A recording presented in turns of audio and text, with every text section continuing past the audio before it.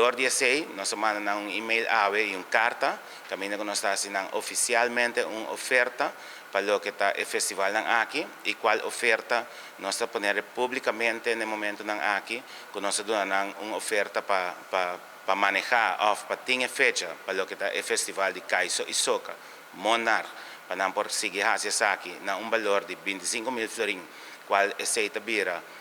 fee para lo que está contribución na SMAC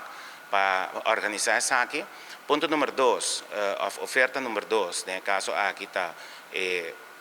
toma o festival de lo que nós chamamos Calypso Road March Infantil Juvenil e também paquete de Calypso Road March Infantil Juvenil e Kaiso e Soca Monarch na valor de 5,000 florins como paquete. Of de 3 ofertas também toma full paquete de música, no caso aqui com o festival de tumba infantil juvenil e grande e Calypso e Road March Infantil Juvenil e Kaiso e Soca Monarch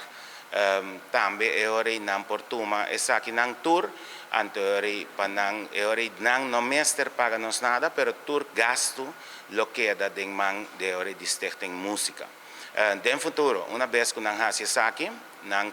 conta é hora de mês com contrato que nós temos que cumprir com ele e o contrato aqui também lo encerrar é hora que nós também riba no schedule, nós lo damos a proteção, no caso que maneira como a proteção no sentido de lo noting evento mês dia,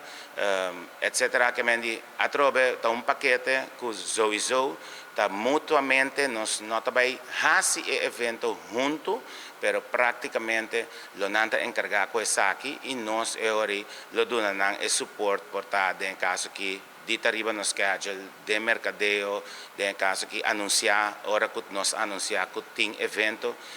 pero isso aqui mais bem tá para ter duidelijkheid riba aqui com e também guarda assim no futuro.